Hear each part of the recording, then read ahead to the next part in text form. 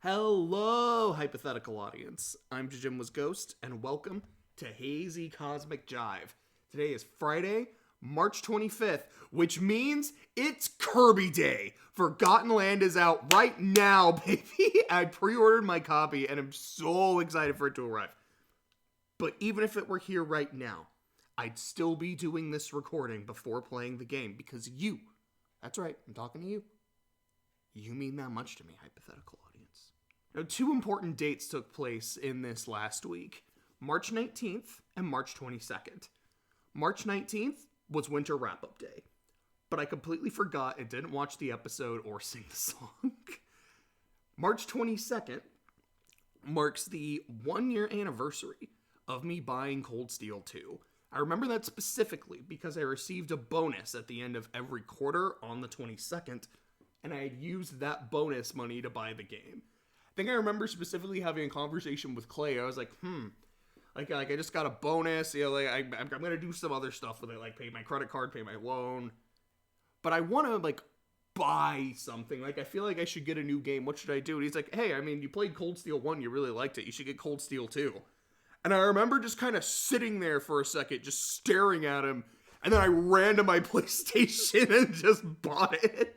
And that decision kicked off a 6-month odyssey where I played that, the Sky Trilogy, the Crossbell Twins, before returning back to Erebonia for Cold Steel 3 and Cold Steel 4. And I can't lie, I kind of have the itch to play some Trails games again.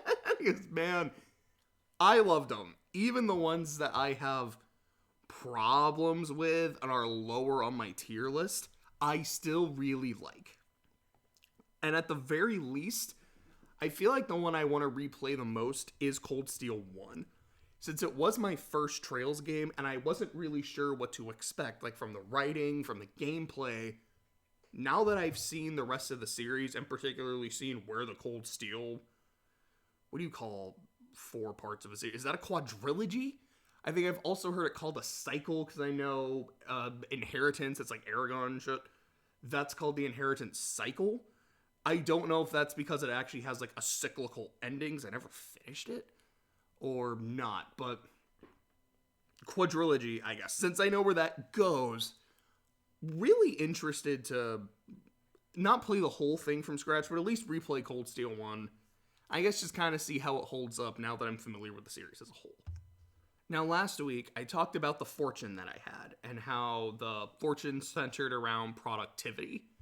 I had said that I would make a decision to be more productive this week, and you'll be pleased to know, hypothetical audience, I may do on that promise. So the next day, Saturday alone, I think I got through 5 chapters of Monte Cristo. I don't remember if I ended up watching any movies that day. I don't think I did. But I spent 5 hours straight sitting down at my computer and then just fine-tuning plot details for that story I was talking about. I did not go to sleep till I remember finishing it at 6:37 a.m. I remember that specifically because I looked at the clock on the computer. Then I sent all of that information to Clay in an email, all right, you're the person that also really knows the story. Here it is. Here is the full-on plot. I need someone to talk to about this. Clearly not now. You're asleep, and I should have been asleep hours ago. But tomorrow, when we're both awake, let's talk about this. It was after 7 a.m. by the time I went to sleep, but I don't regret doing that. No way. There's just something about knowing the end of a story is in sight and saying, I'm not going to bed until it's done. It's this spiritual experience, for me at least, that I haven't felt in a long time. One of the things I specifically remember when this happened was during my 2nd year of law school. I remember, I had class the next day, and I was working on a story. I did a little bit of writing, went and took a shower, and then as I was showering, I was just, writing in my head, okay, this person would say this person would say this person would do this, and then say this. I was like, oh man, I can't go to bed now. I gotta start doing this. So I sat back down on my computer, started writing, started typing, And as it was going, I was like, no, I can't stop. I'm at the end. Let's go, go, go, go, go, go, go, go, go, go, go, go, go, go. By the time I was done, I think it was like 6. And I had a class. What was my class? Like 9? Like, it was something insane like that. So I went to sleep, woke up with my alarm, was like, I should not go to class right now. I don't even think I'm a human being anymore. And then I just like slithered, because I lived in the dorms, so I just like slithered across the street, went to class, felt half dead, not even half dead, it was at least 80% dead. And it was a midterm. But I think it was an ungraded midterm, because like our professor wasn't there. I was like, oh, thank God. Answer question. Boo, blah, blah, blah, blah, blah, blah, blah, blah. Turned it in, went back home, and just crashed. Oh, it was good times. I love doing that. So I ended up binging through the rest of the Count of Monte Cristo this week, and I finished it Wednesday afternoon. I'll keep my thoughts on it relatively succinct. The novel is excellent, and I love the ideas present in the ending. Dante finding redemption despite some of the horrors he's committed due to the happiness that he has brought to others. I just wish it focused on characters I liked instead of the only 3 people I didn't care about, that being Hazy, Valentine, and Maximilian. You know, if it had been about like Mercedes, Albert, Franz, any of them, it would have been great. Or at least some combination of even, it's like, all right, I don't really care for this one, but here's like 1 or 2 I really like. But it was literally the 3 people I didn't care. My favorite chapter was 111. This is the end of Villefort's punishment, and has one of my favorite lines in the entire book. There, Edmond Dante. See, are you well avenged? That line gave me genuine chills. I love the punishments overall. Fernand didn't earn his family or his prestige, and when all of that information about all the things he did came to light, he lost all of it. He was a bubble-blowing baby who bubble blew his brains out at the end. Villefort could have stopped Edmond from losing his job, losing his wife, and his family, but he didn't. Likewise, he could have stopped the same for himself, but he didn't, and he paid the price for it. And Danglars is put in a situation where he has to choose between his life or keeping all of his ill-gotten wealth. It's great. I really, really loved it. Now, I did end up doing some fiddling around with the Akira disc that I had. So what I learned is, if I just put it back in my PlayStation, it works fine. You know, I can go to scene selection. And if I pick a scene before the one where it started not working, goes to it just fine, plays just fine. But if I try to skip to a scene after that part in the disc, does not work. And it didn't even like go crazy. Like I was on screen select. I said it again. Scene selection. Come on, JJNW'S. So like I went to a scene and then just kind of stayed on the screen for a while before like resetting to the menu. But no crazy sounds, no having to eject the disc. So after that experiment, I realized, okay, this is just the disc. I just have a bad one, which sucks. I hate that. But I would rather it just be a bad disc than have my PlayStation be a disc eater. So once I learned that, I was able to go back to, rewatching anime movies. So I watched Your Name, Weathering with You, In This Corner of the World, and Angel's Egg. So of all the planned rewatches that I have, the only one left now is Perfect Blue. So I spent Wednesday and Thursday writing 3 different opinion pieces that I plan on sharing soon. One of them is about Your Name with a dash of Weathering in there as well. Another is about Angel's Egg. And the last is about an anime called Mushoku Tensei, which I watched last month, I think. Yeah, that sounds about right. So because I have full pieces planned on them, I'm not going to talk much about them here. But since I don't plan on doing a piece on Corner, I'll give my thoughts on it. It's about a young woman from Hiroshima in the late 1930s and her life through World War II, including the dropping of the bomb. She's spacey but likable with a real knack for drawing. The times when we see the world from that perspective, like the perspective of an artist who's just seeing like color everywhere, who's seeing like these creative drawings, looks amazing, really good. The movie takes a radical shift in tone from really sweet with some moments of tension to really unpleasant after one particular air raid. And I think the part of the movie with that tone shift is the best part. The reactions to the end of the war had me shedding some tears.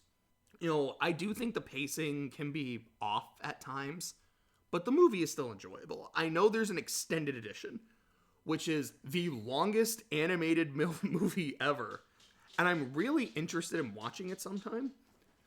Overall, I enjoyed the film, but I wouldn't call it a must-watch. And that's pretty much it for Life Updates. I mentioned last week that my first opinion piece this week would be for Amphibia Season 3, given how the show started back up again, and yeah, that's still true. I don't have a clever segue or anything, so here it is. Amphibia Season 3. So far. Since the season isn't finished, I don't feel like I can do a full video on it. But I did want to go ahead and address it.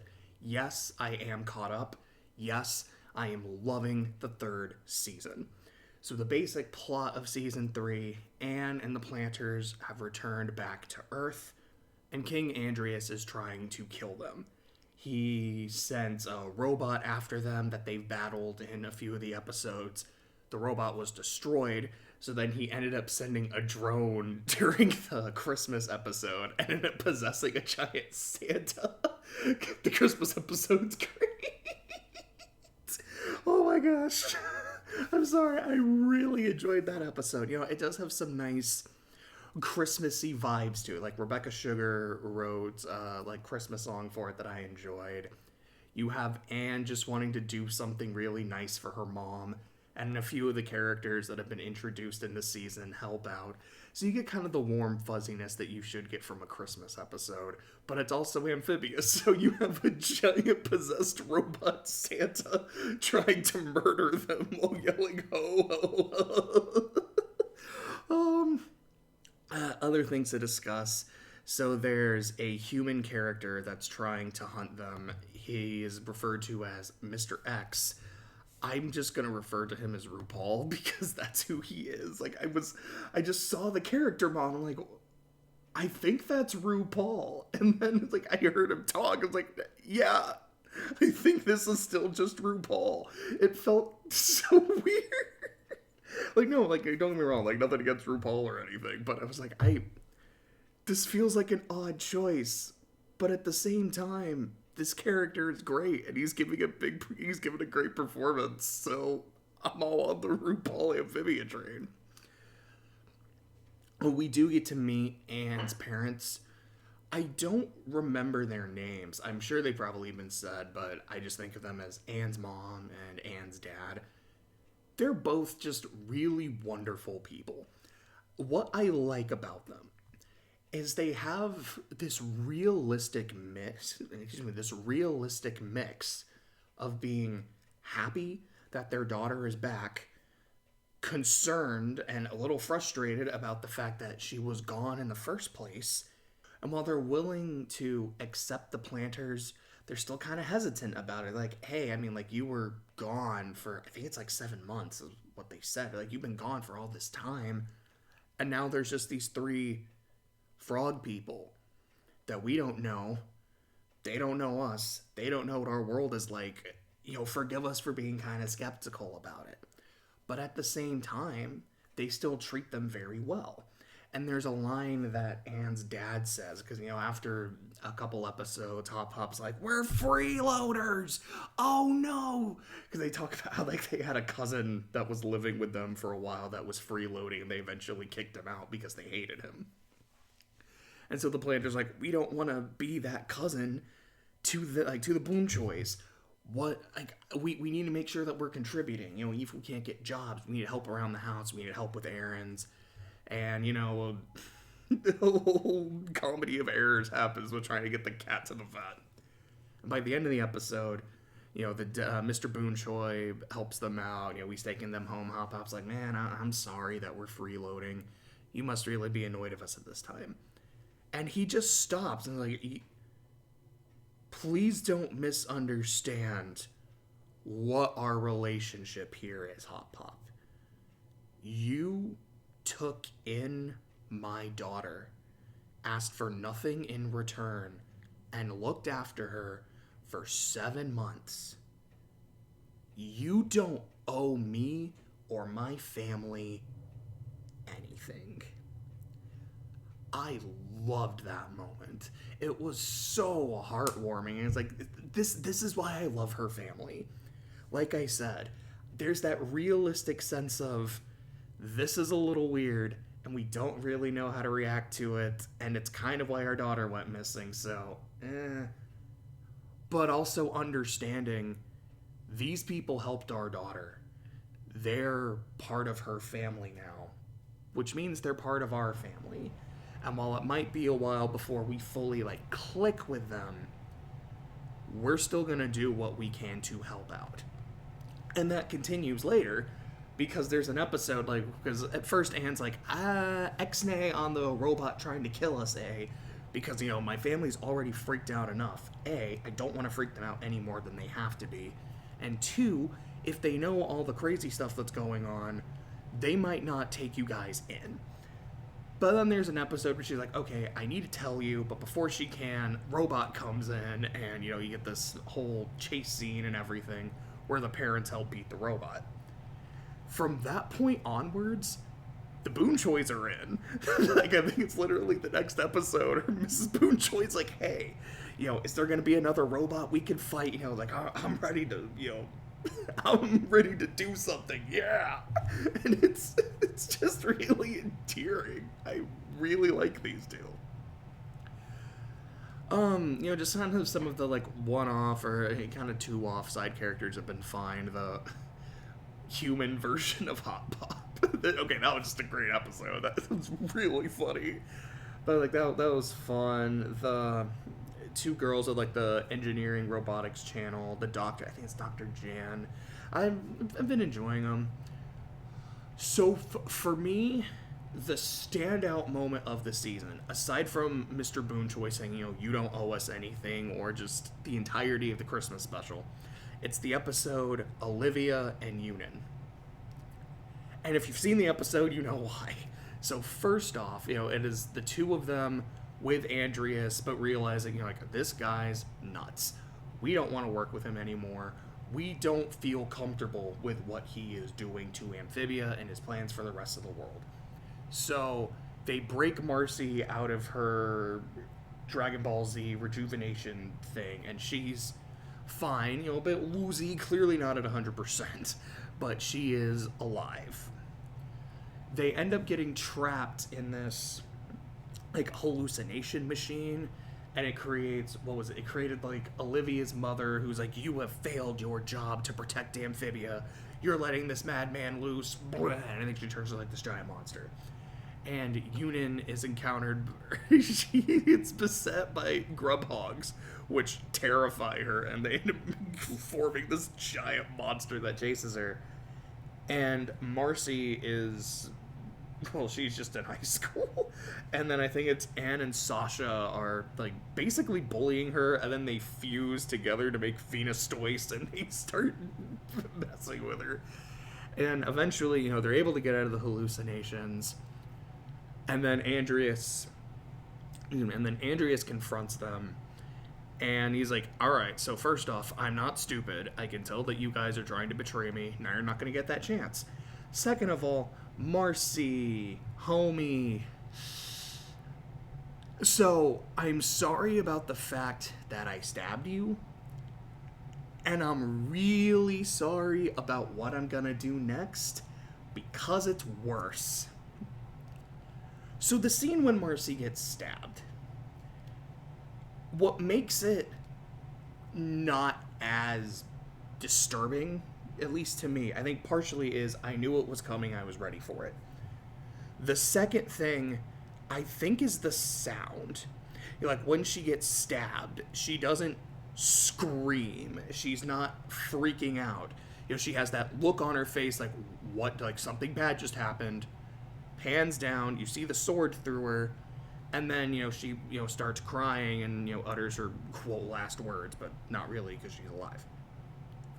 In this scene, she gets strapped to a chair. You see it, like, in silhouettes, like, in shadows, which makes it look even more comfortable, as this monster, like, essentially zaps itself into her.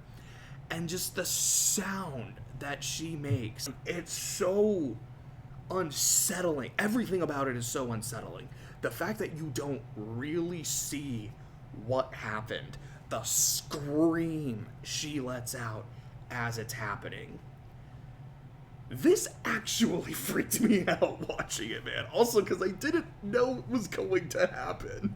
This one fully caught me off guard. And while this, like, the stabbing scene, I was like, man, like, whoa, like, they really got away with this. Props to the show, for, being able to put this on Disney. This one floored me. And this is only halfway through the season, so it's probably gonna get worse. I can only imagine what insanity is gonna happen in the season finale. I don't really know what I'm speculating to happen at this point. I feel like someone is going to die. Someone, like, besides Andreas. Andreas will probably die, but I feel like a main character, either one of the planters or one of the girls, I don't know if they'll be able to go that far.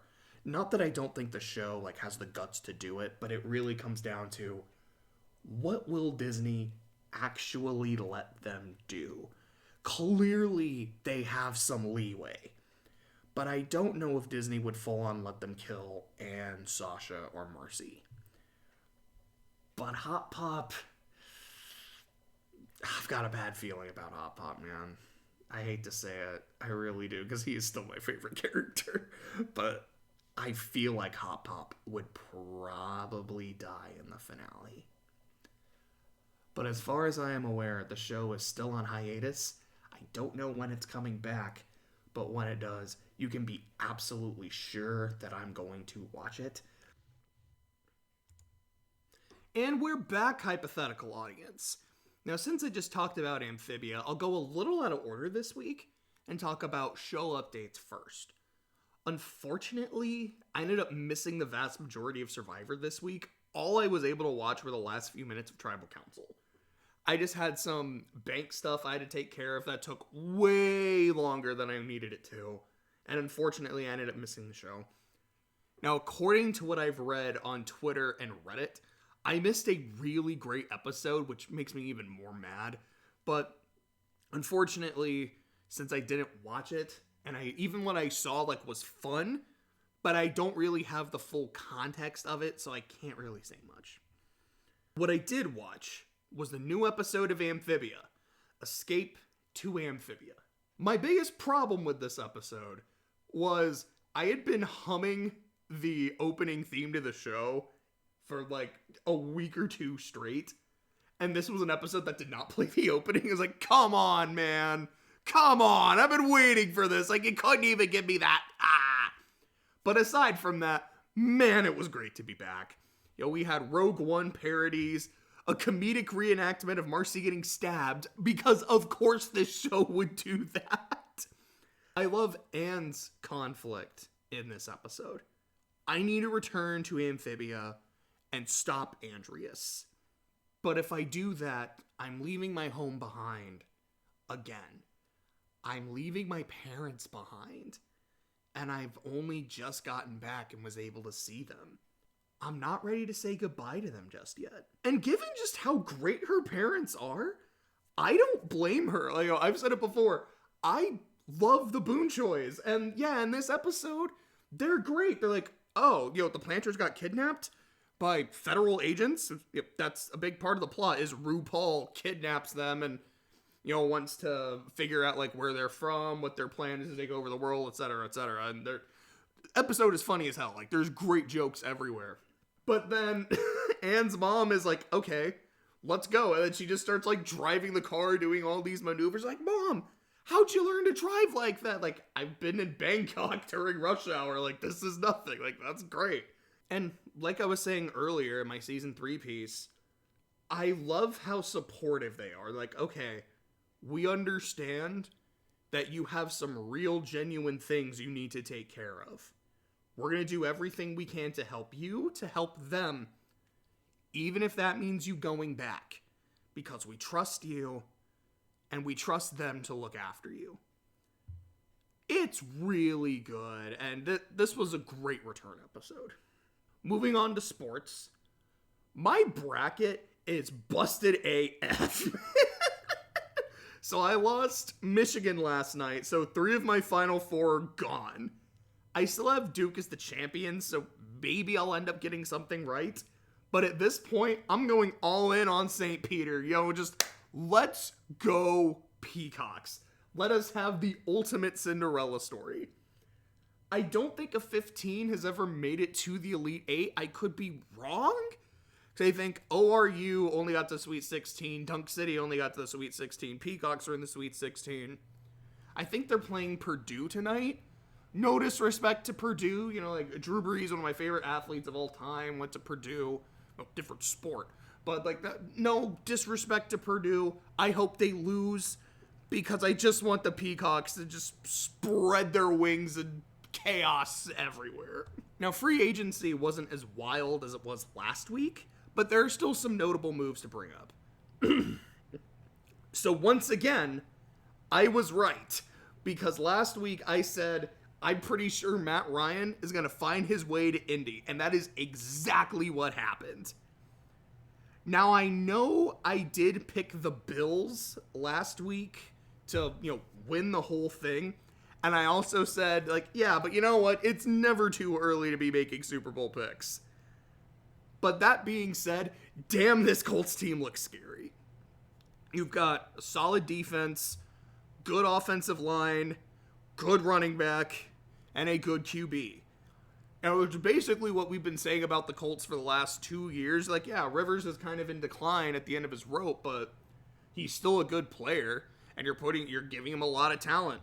Hey, Carson Wentz has had maybe an up and down career. The last couple seasons haven't been too good, but you're putting him in a good place with a lot of talent.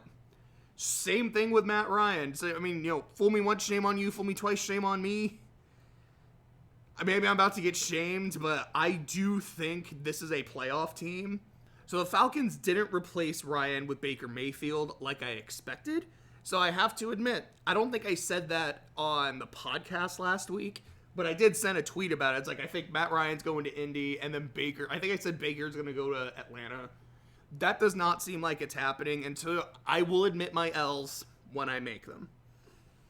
Instead, Atlanta's went with Marcus Mariota, which does reunite him with his former coach, Arthur Smith, but I just really didn't see that coming.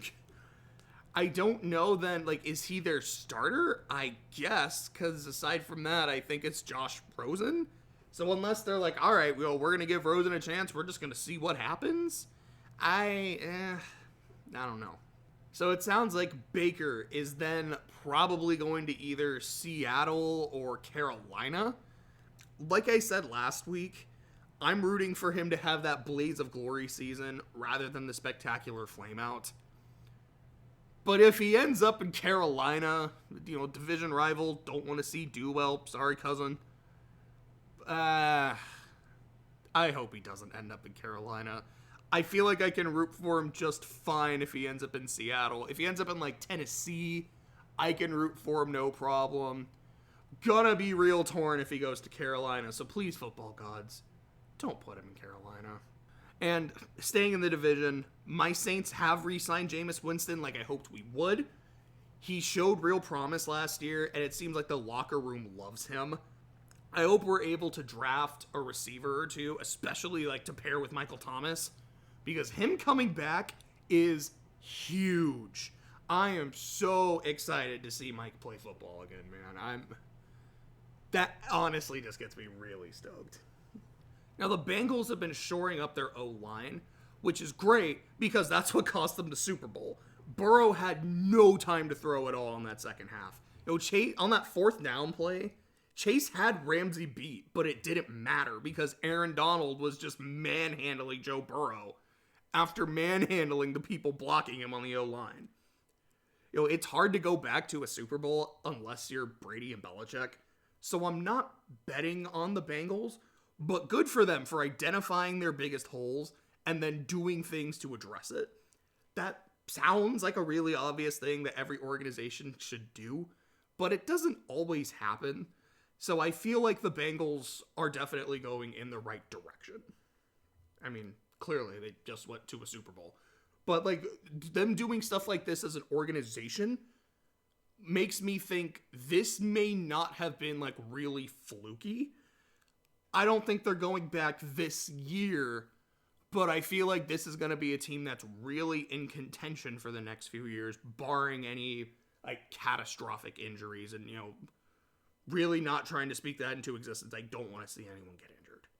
So we head back to the AFC West for a brief moment. So I mentioned last week how the Chiefs haven't done much to get better or worse while everyone else just got better. And oh boy, that didn't age well. So Tyrann Mathieu doesn't seem to be coming back. They signed Juju Smith-Schuster and Marquez Valdes-Scantling. But then they traded Tyreek Hill. I was not expecting the Tyreek trade at all. He and Kelsey have been Mahomes' guys for these past 4 years. So I'm very interested to see how Mahomes plays without Hill. And also, how Kelsey is able to do without him. It's like you either double Hill or you double Kelsey. Well, there's no Hill, so I guess you double Kelsey and you kind of let everyone else try to beat you. Hell, maybe even triple Kelsey if, this is his guy. MVS, I feel like, is supposed to be stepping up as just the speed guy. But it's hard to replace a Cheetah, man. Especially when everyone else in the division looks like they're just so much better than they were last year. The only other team to note for me is the Dolphins. They've added a great tackle from New Orleans and Teron Armstead, elite speed in Tyreek Hill, and solid players in Cedric Wilson and Raheem Mostert. I feel like this is the make or break year for Tua. The organization has gone and gotten the players to support him. So he needs to either put up or probably be shown out the door. Now, I hope he plays well, and I honestly have a feeling that he will. I think Miami will miss the playoffs this year, just given how stacked the AFC is. But I think they'll still finish with either a winning record or one game or two below 500, but with a lot of really close losses. When you look at their record, you're like, oh, they're below 500. They must have been a bad team. But when you actually look at the games, there's a solid 4 or 5 that were very easily could have been won. But, just the defense gave up a last second touchdown or, there was a fluky interception, something like that. It's all right, there was some bad luck keeping them from going further. But this is a good team, and they got something to really build off of. So that brings me to video game updates, but I already mentioned that Kirby's come out. The only other thing I can think of is I saw a post a couple days ago about this large info dump about Pokemon Gen 9, and I was able to resist the urge to click it. I think I mentioned how I want to avoid leaks and rumors for this game. I'm probably still going to watch trailers, so I won't go in fully blind, but I don't want to know a whole lot. That's really all I have for current events this week. This is a lot shorter than last week, and I'm thankful for that. Now, don't get me wrong, Hypothetical Alliance. I had a lot of fun last week, but I don't really want 2-hour episodes to be a regular thing. You guys have hypothetical lives to get back to. I have Kirby to start playing. It's mutually beneficial if, at least for some of, to keep them a little shorter. The next piece will be my first game review on Hazy Cosmic Jive. I have a few of these recorded, and I definitely want to do one once I've played through Forgotten Land. I'll also more than likely end up doing one for every Trails game. I've thought about doing one for Muv-Luv, but it's hard to review it as a game when most of the interactivity is just pressing the A button to read more dialogue. I really want to do a Muv-Luv piece. I'm just not really sure how I want to frame it yet. But Astral Chain, that is something I know how to talk about. Now, I recently finished the game Astral Chain. It was something I've been interested in since it was first shown off, but unfortunately, I just never gotten around to actually getting it. Well, once Nintendo had announced that it was getting discounted for Black Friday, I made sure to swoop in and get myself a copy of it. I want to do something a little different than I did with the Kana video, and actually give a full review and score for Astral Chain. So for the review, I'll be judging 3 categories: the game's presentation, the game's narrative, and the game's gameplay.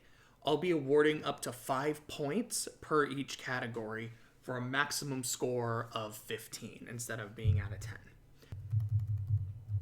So first up, the presentation. This category will be going over things like the music, the graphics, and just the art style, and how the camera worked. So starting with the music, it was honestly kind of hit or miss. I don't remember a lot of songs from the game. The one that played when fighting Jenna in Final 9, the anime theme song that played during the transformation, and the credit music, those were all certified bangers. I loved them. But then there was the song that would play in the police HQ that honestly gave me a headache. Like, it wasn't bad, but if I stayed in HQ for too long with the music playing, my head would actually start to hurt. I was like, alright, well, time to move on. The only other song I remember is the final boss theme, but I remember it because I didn't like it.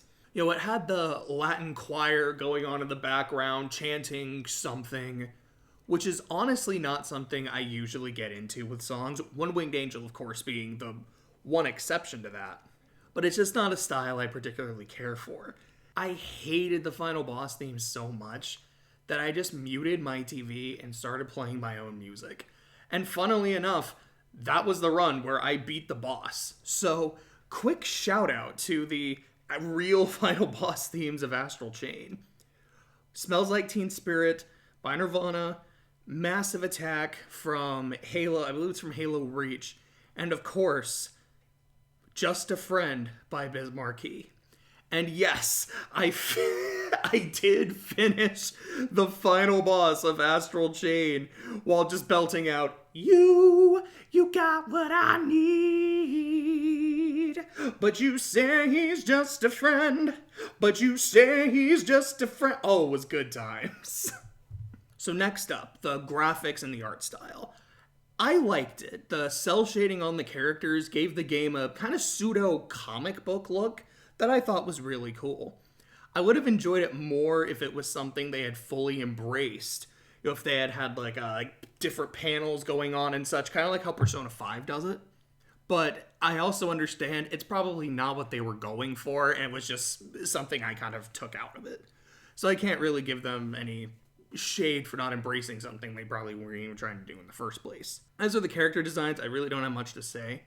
The monsters look cool, but after a while, a lot of the designs just felt really similar to each other, and the same with the human characters.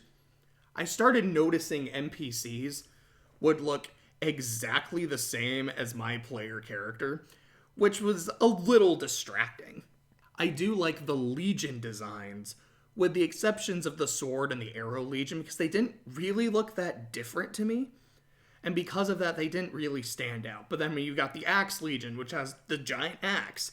But sometimes when it would do stuff, it almost looked like it was shredding on a guitar. You've got the Beast, which is just a good boy. You know, you get to ride a dog around. Of course, I like that. And the Arm Legion was just this floating torso with Popeye arms. I loved it. So that brings us to the camera. Oh boy. I'd say a solid 80% of the time, The camera was fine. It's a third-person camera that doesn't fall prey to the quote-unquote Batman zone, where the player takes up a whole third of the screen. For the most part, I'm able to see a lot of things on the screen at once. But that being said, there would be a solid 20% of the time during combat where I couldn't see anything. The camera would be at these weird angles. Sometimes I couldn't see my character, or I could see her, but I wasn't able to see any of the enemies. Sometimes the camera would just show my Legion, and so I didn't know where anything else was. My theory for why that was so odd and why it would keep happening during combat is since the button to control the Legion's movements is the same button as camera control, there may have been times where I was trying to move my Legion, but I would end up adjusting the camera instead, or vice versa. I don't know. It wasn't something that would usually last for very long, but when it did happen, sometimes it would really screw me up, especially during the final boss. Like, the camera was atrocious during that fight, and it led to several battery losses. Yeah. And it led to several times where I would lose one of my batteries. Overall, I thought the soundtrack was pretty hit or miss. I liked the visual style, and I liked a lot of the designs, but some of them started to kind of bleed into each other, which lost the uniqueness. And the camera was mostly fine, but when it wasn't, I really felt that. So for the presentation, I would overall give it a score of 3 out of 5. So next, we'll tackle the narrative. Astral Chain has a pretty simple basic plot. You work for Neuron, which is a special section of the police force who fight chimeras. Chimeras are invisible monsters that attack, kidnap, and infect people. But Neuron has captured some chimeras with their astral chains and repurposed them as their legions, which fight by their side. Now, the legions all get released at the end of File 1, and the player, except for the player character's Sword Legion. The player character is then tasked with getting all the legions back, stopping chimeras wherever they spawn in the world, and later to capture a terrorist who spouts off that everyone is a fool and that the director of Neuron is this terrible person, without ever actually saying why or explaining why. Now, Astral Chain was developed by Platinum Games, who are also the developers of Nier Automata. If you're looking for storytelling on that level, I would say prepare to be mildly disappointed. Mildly because there are some ideas that tackle some of the issues that you kind of see in Automata. For example, it's revealed that the player character's twin, Akira Howard, was cloned by the director, who was using those clones to do his dirty work. At some point during the climax, so he straight up calls Akira replaceable and disposable. Akira is then overcome with anger and despair, and he starts killing the clones. Not just because, they're enemies that need to be defeated, but also so he can prove that, I'm the real me, I'm the only one. And honestly, I thought that was pretty interesting. He also lets out this guttural scream of rage during this section. And throughout the game, I did play it with the English audio, and throughout the playthrough, I was like, why does he sound so familiar? I can't quite place it. And then once I heard him just scream, I was like, oh, that's the guy that plays Akechi from Persona. I know that guttural scream of rage. Which, I don't know, maybe I should give it an extra point in presentation for the voice actor, just for that one moment. But other than that one idea, the rest of the story fell flat. No, the main antagonist does drop up, become as gods at one point, and both he and Jenna, the terrorist, do talk about how we have to save humanity or whatever, but none of it really clicked with me or came across as that interesting. The director comes across as just a narcissist who wants power. Jenna knows that this guy is a loon and is mounting a counterattack to stop him. The problem, though, is her counterattack involves creating and releasing these Godzilla-sized creatures onto cities full of people, and then giving these incredibly vague statements about why the director is a bad guy And then she acts surprised when people don't side with her. Like, oh, what do you mean? Like, no, he's horrible. You're all fools for believing him. Believe me as I try to level this entire city and show humanity the way that we're supposed to live. Yeah, you come across as crazy. Why are you so surprised that nobody believes you? So, speaking of which, let's talk about the characters. The player character is silent, and I have no idea why. Akira Howard is whichever PC that the player didn't choose. So you could either choose the male or the female, and Akira is going to be the other one, and that's going to be your younger twin. Which means that, and since Akira is fully voiced, they had the voice actor for both genders. And it's not like the game is filled with all these choices, and having each one be voiced would be this difficult task. There are a few times when it gives you dialogue options, but it's what I like to call fake go choices, where the game gives the player two dialogue options that basically say the same thing. Are you willing to risk your career to visit this zone that's off limits? And then the choices are yes or absolutely. It reminds me of watching Chucky, which I really need to make a video about it because I absolutely adored the show. But it's during the second episode where Chucky kills somebody, but then tells Jake, hey, I didn't do it. And on Chucky's official Twitter page, there was a poll. And on the poll, he was asking people, he's like, hey, so did I do it? And the options were absolutely not and the audacity. It's like that, and you don't really get a choice. Like, that's really funny. It's like with the Chucky Twitter thing, that was really funny. Here in Astral Chain, it just felt pointless. And it made me aware of how jarring it was to give the main character nothing. No voice, no personality, no real sense of choice. Just a blank slate. And, if they had done something with that to the point where the character is this emotionless blank slate, and that is part of the story because of how they were created, maybe like they're this failed experiment, that could have been potentially interesting, but it was something that was never touched upon, so it just feels like a really bad decision. Now, Akira Howard is better in that regard since he actually has a character. The problem for me, though, is that his character just depended on whatever scene he was in.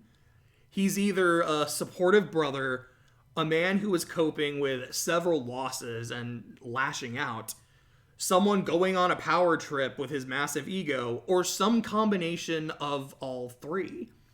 Oh, or I guess the fourth option, which was just, that guttural scream of rage, which again, I really liked. And I do need to talk about that scene. So, like I said, when he first sees the clones, it's something that breaks him. He doesn't know how he's supposed to act, and you can tell his worldview has now been shattered. The second time he sees them, he's in this chamber full of clones that have not yet activated. But then they start activating, they start fighting, and he's more than happy to fight back and prove that he is the real one. Both of these scenes, I think, are fine. Then you run into him a little later, and he starts attacking you.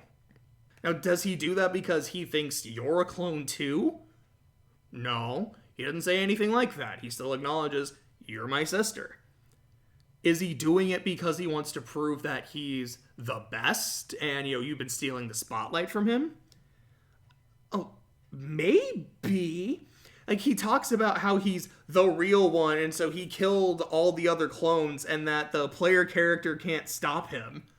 But then the game also gives no indication that the player character would even want to stop him from killing clones, because throughout this whole level, that's what you've been doing. Like, anytime the clones show up, you've just been beating the crap out of him. So, why? Like, it literally makes no sense for him to do that. Like, even the game's, like, the mission, it says, it's just like, calm Akira down. So it really is just, he was getting really mad and is now throwing a tantrum. And so as a result, you have to do this boss fight, which was honestly just kind of hard and made me lose some of my items. Like, Oh, now I'm really mad at you. Like, I always kind of went back and forth on what I thought of his character, because to me, his character kind of seemed like it was always going back and forth anyways. But that was the moment where I just realized, I don't like you. I really don't. Man, they were trying to do something interesting with you, and it was starting to work. And then you just threw this tantrum, and this is why it sucks that the main character has nothing. Because if Akira is like this and he's like, I did it, like I beat them all, I broke them, I'm the real me. And then his sister says something, says the wrong thing, and then he's like, no, like you're just another one of them, like you're another clone, I need to break you. Or she says something that makes him realize that, no, you're going to try to stop me from fighting the director, because he's so like blood crazy. It could have worked. But the fact that you do and say literally nothing just makes him come across as an asshole.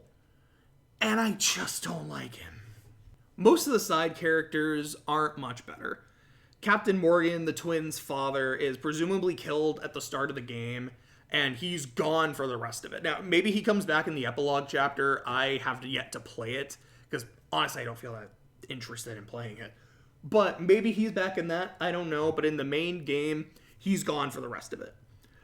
Now, when it comes to like the other coworkers, Olive and Brenda are just kind of there.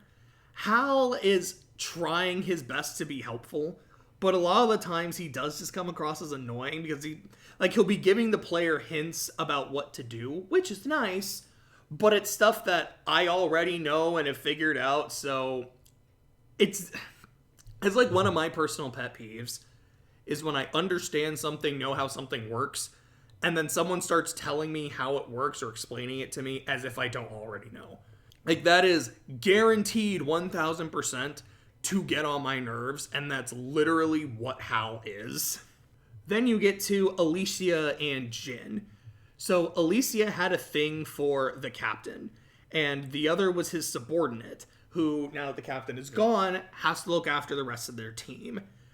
And their stories, I use the term very loosely, are essentially supposed to be about the two of them coming to grips with losing the captain, finding their way in Neuron without him, and how they relate to the twins now.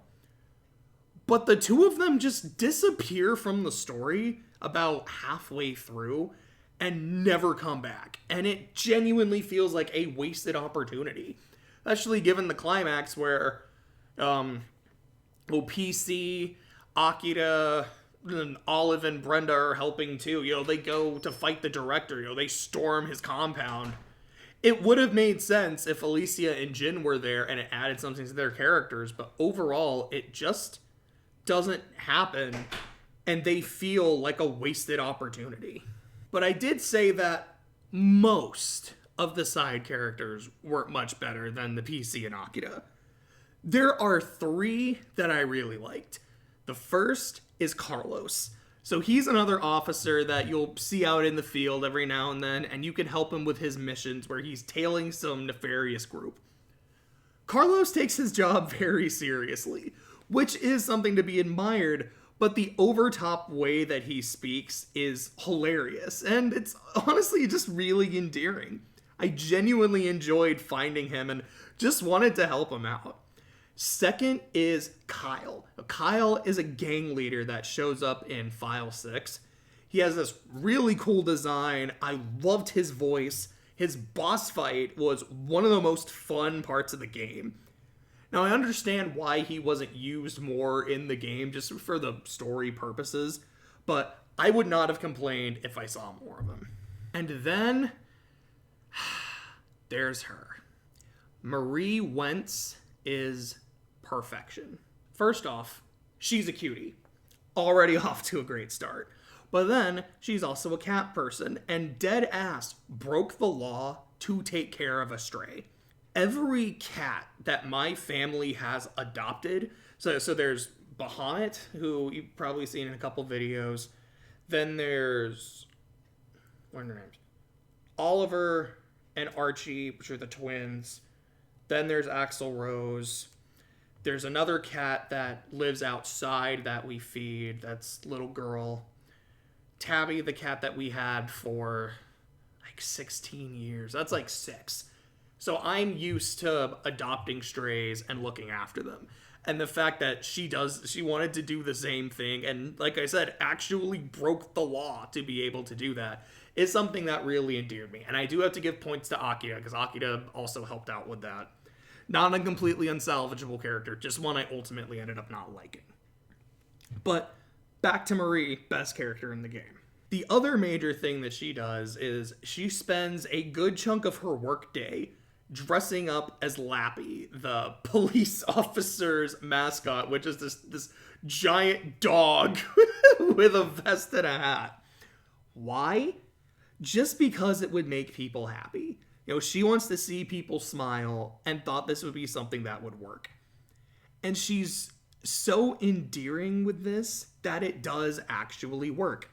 Everyone in that office knows that it's Marie in the costume, but they play along with it and act like, oh no, that's not Marie, it's actually Lappy. It's not because they pity her, but it's because they genuinely appreciate her. And let me tell you, it was a damn privilege to actually wear the Lappy costume for her as part of a side quest. And part of that side quest does involve combat, so being able to just like punch and kick as Lappy was really funny. So overall, when it comes to the narrative, I think the main plot it's very simple, which isn't a bad thing, but when they actually try to make it more complex, it doesn't work and it falls flat. I don't like the main characters or the main side characters, but some of the more kind of minor side characters I actually ended up really liking, and admittedly the story does have some good ideas like the cloning thing.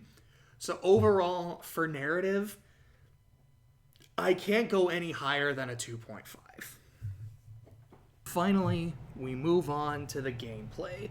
And this was a game that had me intrigued for years because it looked so fun to play, and I feel like the experience of Astral Chain lives or dies by the strength of its gameplay. Let's start with the controls. Every button on the controller does something unique. The left stick is movement, the right stick is camera control. Holding the X button opens the item shortcut menu. Just pushing it it'll just use an item. Similarly, the Y button will change your legion. If you hold the Y, like just pushing it will kind of cycle through them. If you hold it, it'll open a window which you can pick the one you want. The B button is the dodge and evade button. A is interacting with things.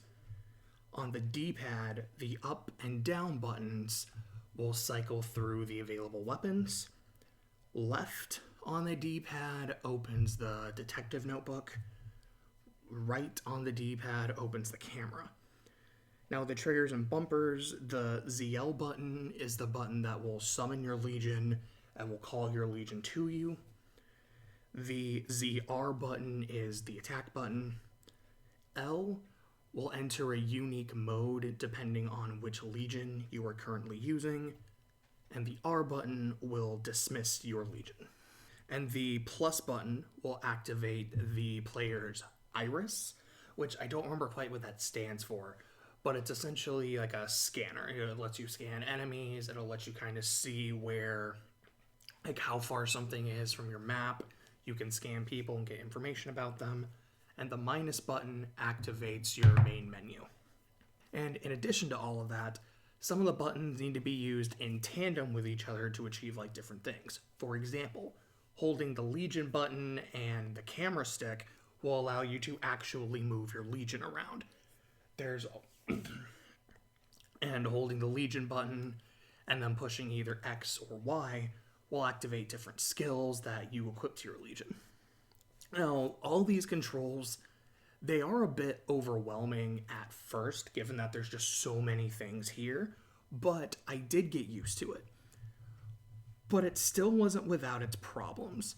The first problem with the controls for me is that minus is the menu. when I'm trying to open a menu, whether I either need to do something there or I'm trying to pause the game, most games have that as either the plus button or the X button. So with my muscle memory, there'd be times when I would just like need to pause the game real quick, and instead I would end up burning an item that I had no desire to use at that point, which I thought was just frustrating.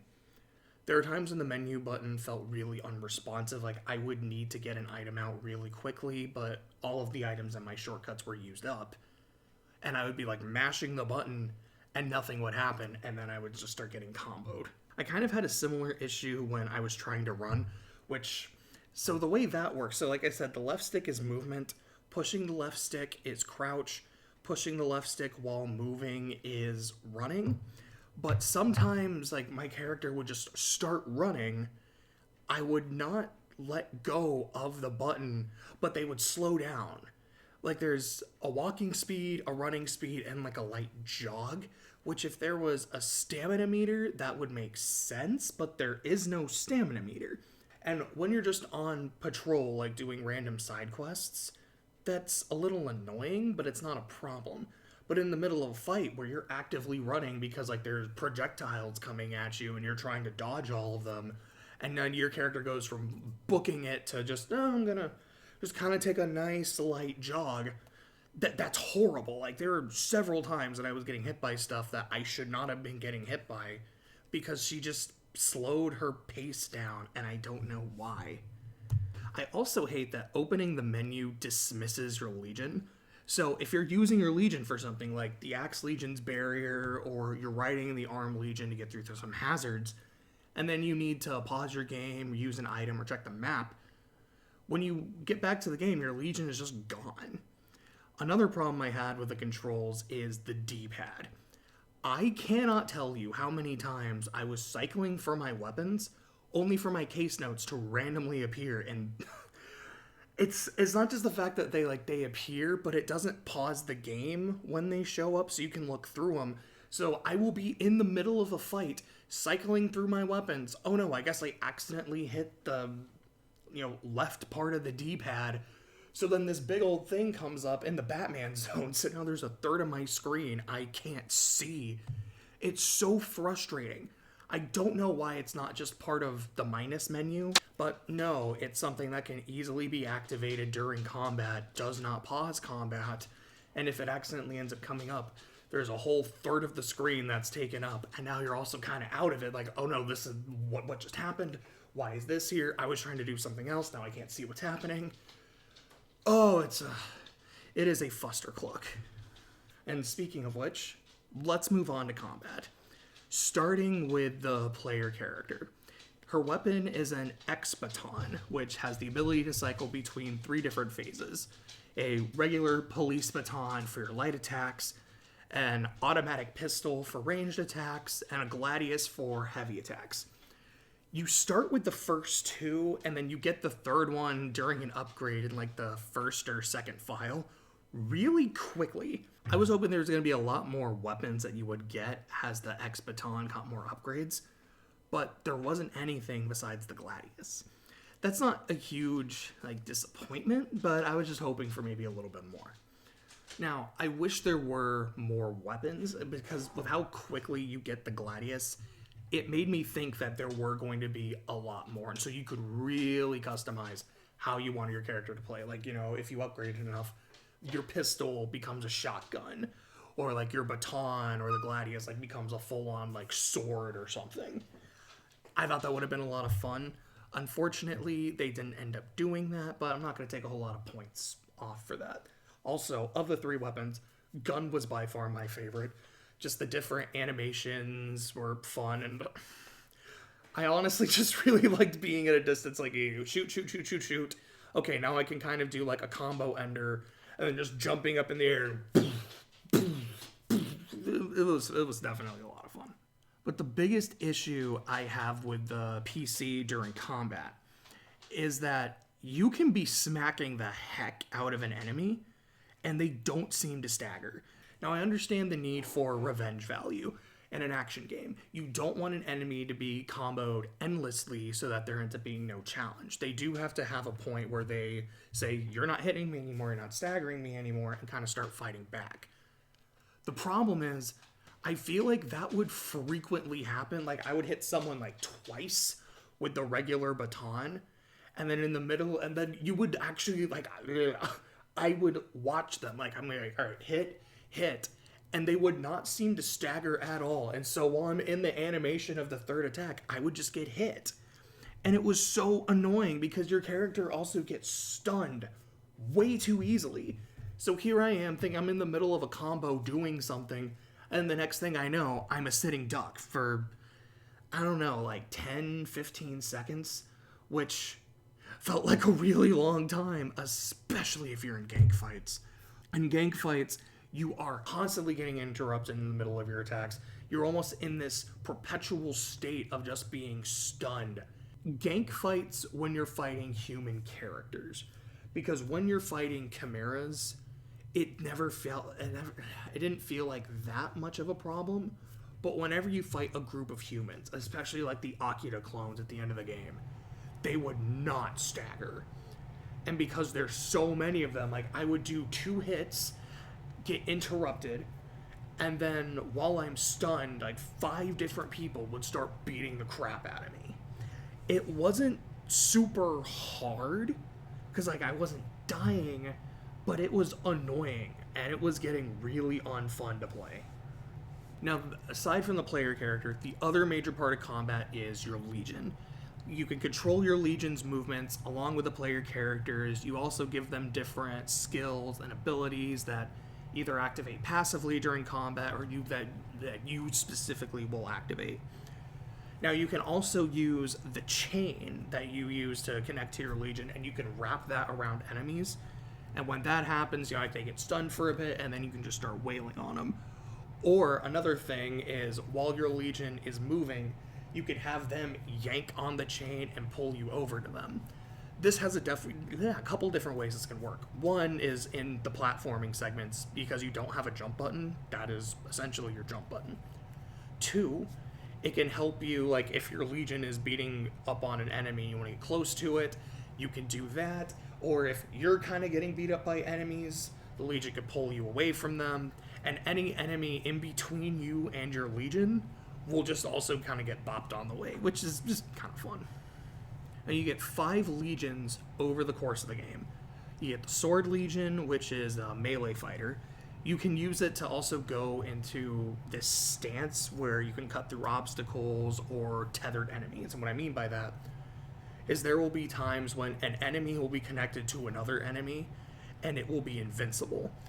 So, like, you can't attack the main one, and you can't attack the one giving it the invincibility either, but you can use your Sword Legion to literally cut through the link between them, and then you can start wailing on them. The Sword Legion can also be used during your regular police work. It can hack into some electronics, and it can absorb the redshift around different NPCs and get small rewards from that. The Arrow Legion is the ranged fighter. Its special mode is you actually get to hold the bow, and then you can just snipe enemies for a limited time. I had a lot of fun doing that. The Arm Legion is just this giant Popeye thing that just punches the shit out of everything. It also opens doors, it moves platforms and blocks, it can pick up dumpsters. Its unique mode is you start riding on it, and you can use that to, like, get through obstacles like poison or like sticky floors. The Beast Legion is a good boy. It can be ridden also to avoid obstacles or cross kind of shaky paths. It can dig up items, and it can track people for police work.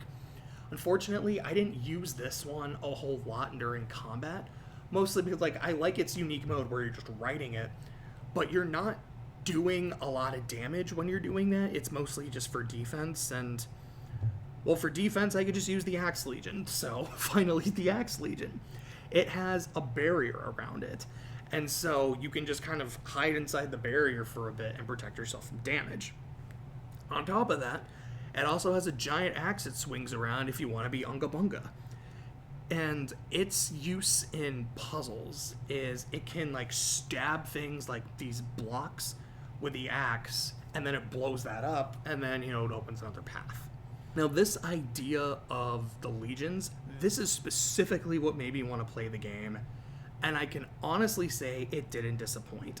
I liked the variety of different legions, and I liked how fun all of them were. Like I said, I didn't use the Beast Legion as much as the others. I still had fun with it. As the game went on, I found myself using the Arrow Legion less and less, but I still had fun whenever I would go into, like, sniper mode, especially, like, when some bosses, where, like, later into the fight, they'll just, like, climb buildings or something, but, like, they'll be away from you, like, oh, well, this is the best way to do damage, so snipe, snipe, snipe, snipe, snipe. So, overall, I had a lot of fun in combat in this game, but unfortunately, I can't say that when it comes to the final boss. All the problems that I've mentioned up to this point, like the menu being unresponsive, the camera being really janky, like trying to switch weapons, but then your case notes takes up a third of the screen, the enemy not staggering, getting stunned way too quickly. All of these problems were there when I fought the final boss. And they, like, every run, because, like, it actually took me maybe 3 or 4 tries to beat the final boss, because I did not have a lot of batteries up to that point. Like, all of these problems were present during every single run of that fight. It was awful. But what made it even worse is, on top of all of those issues, the boss is also teleport spamming. So I'll start kind of comboing him for a bit, and then I'll just be gone mid-combo. Because again, nothing staggers in this game. The final boss being a prime offender, and it was not fun. I loathed the final boss. Like, the fight before it with Akira, that one's pretty fun. And then right after that, when you basically have to fight forms of all the other, like, okay, pretty much all the fights in the final chapter, both like bosses and kind of mini bosses, were really fun. And then it shat the bed on the final boss because it was a representation of everything wrong about Astral Chain. And for my last impression, because there's an epilogue, but I didn't bother with it because I was like, the game's done, the credits have rolled, I'm good. So for my last impression, to be a reminder of everything wrong, it's not a good sign. Now, I do want to very briefly touch about some of the other aspects of gameplay.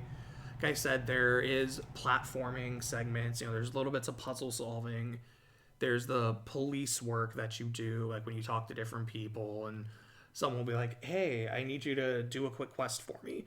There's this really shady person, I need you to follow them, or, hey, I'm lost, can you take me to this specific place? Basic stuff like that. A few mini games and some stealth sections. I didn't much care for the mini games, like there's a mini game where you have to carry boxes and you have to keep tilting and balancing your controller with the motion control. That part's awful. But pretty much everything else I mentioned is actually pretty fun. Okay, so like the police work side quests, some of them are pretty fun, some of them are kind of annoying. Overall, they're fine, but I honestly enjoyed the puzzles. They're not particularly hard, or honestly, yeah, they're really not that hard. But it's just, they're just engaging enough to make me feel like my time wasn't being wasted. I'm like, oh yeah, I have a legion for that. Oh yeah, I have a legion for that. So I think I just kind of enjoyed the fact that my legions had purposes outside of combat, and it made them feel more important. The platforming, there were times I thought the platforming was honestly really fun, and quite a few times where it felt just kind of jank. I'm like, I can see that my character landed on here. Why did I fall? This is dumb. Why does this keep happening? But like, for the most part, I thought platforming was fun. A bit jank at certain sections, but overall, I thought it was solid. The few stealth sections, honestly, I had a lot of fun with. I mean, you're not really playing Metal Gear Solid or anything. I was like, this is actually a decent kind of way to shake things up, I guess. I enjoy it. So overall, when it comes to gameplay, I think it's strong, but I did have pretty notable issues that I found were regular issues that did show up during the final boss. And again, the fact that every gameplay issue I had showed up at the end of the game is a really big indictment for me. So when it comes to gameplay, I give the game a 3.5. So overall, I would give Astral Chain a final score of 9 out of 15. I liked the game, but I didn't love it. And the things that kept me from loving it, like I said, are whenever it focused on the narrative, because the narrative didn't work for me, and the genuine issues I had with gameplay. I think if I had more fun with the final boss, but the final boss was so bad that I just didn't have it in me to forgive the shortcomings of the gameplay. Would I recommend it? If you're someone that really doesn't care about a lackluster story, you're just here for the gameplay, I would say go for it, because I do think the gameplay is the best part of the game, and it's fun. It does have its problems, at least for me it did, but if they don't sound like problems that you would have, by all means go for it. And welcome back once again, hypothetical audience. Now, I will be honest, I recorded that opinion piece on Astral Chain not long after finishing the game, and clearly I was kind of disappointed with it overall, but I do feel like my score was too low having thought about it. 2.5 for the narrative does feel fair to me given how lackluster I thought both the story and the characters were, but I feel like I can add another 0.5 point each to the presentation and the gameplay. The art style stuck with me for a while after I played it, but as much as I despised the final boss, the game is fun as hell. And I don't want just that one part of the game to color my entire perception of it. Again, it being my last impression of the game really soured it. But having thought about it a bit more, it's like I can still take points off for that. But I don't want it to completely have colored my experience. Being able to change my mind about something after reflecting on it or just a repeat experience is something I think is important. That's why I rewatched Lane, and I'm so happy I did. It's why I've been rewatching these anime movies. And I feel like for the most part, I've been liking them a lot more than I did the previous time I saw them.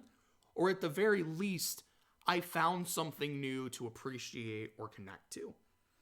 Now, of course, this doesn't mean I want to give everything I've ever watched, read, or played another try, but I feel like it's something that's fine to do every now and then. I've heard a fortune cookie quote about there being no point to having a mind if it can't be changed. It's a quote that I like. And also, it's a good segue into this week's fortune. Now, I ended up getting Chinese twice this week, so I'll share both the fortunes that I got. First, all troubles you may be having will pass by very quickly. And ulcers are caused not so much by what we eat as what's eating us. The first one isn't very wise, it is just kind of more horoscopy.